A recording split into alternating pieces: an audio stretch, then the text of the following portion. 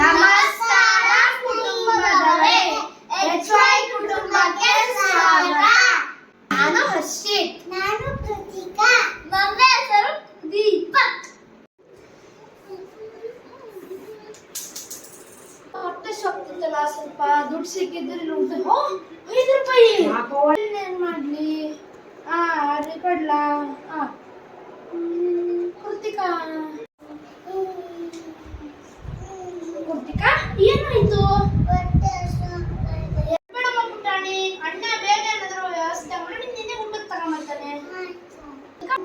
ನಮ್ಮ ಮನೆಗೆ ಕೂತು ನಾನು ನಿನ್ನೆ ಊಟಕ್ಕೆ ತಗೊಂಬರ್ತೀನಿ.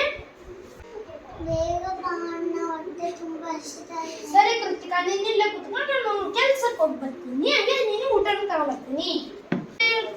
ದುಡ್ಡಿದೆ ಅಲ್ಲ, ಕೃತಿಕಂಗ್ ಪಾಪ ಹೊಟ್ಟೆ ಸಿಗಿದೆ. ಇದೇ ದುಡ್ಡಿದ್ರೆ ಏನಾದ್ರು ಕೃತಿಕಂಗ್ ತಗೊಂತೀನಿ. ಏನಾಯ್ತಪ್ಪ? ₹5 ಸಿಕ್ತಲ್ಲ? ಇಲ್ಲ, ಸಿಗ್ಲಿಲ್ಲ. ಅಮ್ಮಂಗೆ ಔಷಧಿ ತಗೊಂಡು ಬಂದೆ. ಅಲ್ಲಿ ನೋಡಿರ್ಬೇಕು, ಅಲ್ಲಿ ಒಂಚೂರು ನೋಡಪ್ಪ.